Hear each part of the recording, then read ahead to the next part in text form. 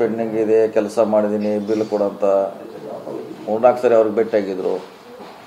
ಅವ್ರ ಸ್ವಂತ ಕೂಡ ಉಡುಪಿಯಲ್ಲಿ ಮಾಡ್ತಾಗ ಆತ್ಮಹತ್ಯೆ ಬರೆದಿಟ್ಟರು. ಈ ಕಡೆ ಪ್ಲೀಸ್. ಸೊ ಅದಕ್ಕೆ ನಾ ಹೇಳೇನು, ಮೊನ್ನೆ ಬೆಳಗಾದಾಗ ವ್ಯತ್ಯಾಸ ಇದೆ, ಆ ಕೇಸ್ಗೆ ಈ ಕೇಸಿಗೆ ಲಿಂಕ್ ಮಾಡ್ಲಿಕ್ಕಾಗಲ್ಲ.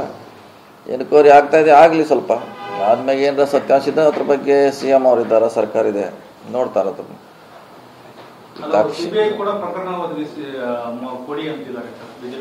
ಎಲ್ಲಾನು CBIಗೆ ಹೇಳ್ತಾರೆ, CBI ಕೊಡ್ಲಿಕ್ಕಾಗಲ್ಲ. ಮತ್ತು ನಮ್ಮ ಏಜೆನ್ಸಿ ಇದಲ್ಲ, ಎಲ್ಲಾನು CBI ಕೊಡ್ಲಿಕ್ಕಾಗಲ್ಲ. ಅದೇನು ಬೇಡ್ರೆ ಅದನ್ನ ಎಲ್ಲದಕ್ಕೆ ಎಲ್ಲಿ ಉತ್ತರ ಕೊಡಿದ್ರೆ ಅವ್ರು ಹೇಳೋದಕ್ಕೆ ಎಲ್ಲರೂ ತನಿಖೆ ನಡೀತಾ ಇದೆ, ಆಗಲಿ ಒಂದು ಹಂತದಲ್ಲಿ ಆಗಲಿ. ಸತ್ಯಾಂಶ ಬಂದಾಗ ಅದ್ರ ಬಗ್ಗೆ CM ಇದ್ದಾರೆ, ಗಮನ ಹರಿಸ್ತಾರೆ. ಈಗ ಯಾಕೆ ಇನ್ನೂ ಪೂರ್ಣ ಪ್ರಮಾಣ ತನಿಖೆ ಆಗಿಲ್ಲ, ಆಗಲಿ. ಸತ್ಯಾಂಶ ಹೊರಗೆ ಬಂದ್ಮೇಲೆ ನೋಡೋಣ ಅದ್ರ ಬಗ್ಗೆ.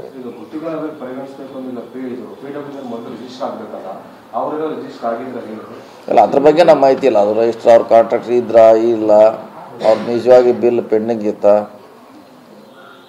ಅಥವಾ ಅವ್ರ ಆರೋಪಿ ಯಾವ ವಿಷಯ ಮ್ಯಾಗ ಆರೋಪ ಮಾಡೋದು ಪೂರ್ಣ ಗೊತ್ತಿಲ್ಲ. ಆತ್ಮಹತ್ಯೆಗೆ ಮಾಡಿದ್ದಾರೆ ಅನ್ನೋ ಒಂದು ಕಾರಣಕ್ಕಾಗಿ ಅದು ಯಾವ ಇಲಾಖೆದು, ಯಾವ ರಸ್ತೆ, ಯಾವ ಬಿಲ್ ಪೆಂಡಿಂಗು ಅದೆಲ್ಲ ಹೊರಗೆ ಬರ್ಬೇಕಲ್ಲ. ಸುಮ್ಮನೆ ಒಬ್ಬ ಸಚಿವರು ರಾಜೀನಾಮೆ ಹಾಗೆ ಕೊಡ್ಲಿಕ್ಕಾಗಲ್ಲ. ಕೊಟ್ಟಿದ್ದು ದಾಖಲೆ, ಬಾಕಿ ಬಿಲ್ ಇರಬೇಕು. ಅದು ಎಲ್ಲರ ಎನ್ಕ್ವೈರಿಲಿ ಹೊರಗೆ ಬರಬೇಕು.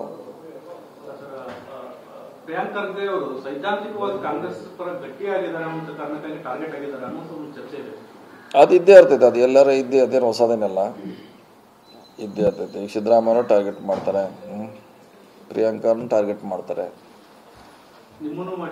ಅದು ಇದ್ದೇ ಇರ್ತದೆ. ಅದೇನು ಮಾಡ್ಲಿಕ್ಕಾಗಲ್ಲ, ಅದೇ ಹೊಸದಲ್ಲ, ಅದು ನಾವೆಲ್ಲ ಫೇಸ್ ಮಾಡಬೇಕಾಗ್ತೈತಿ.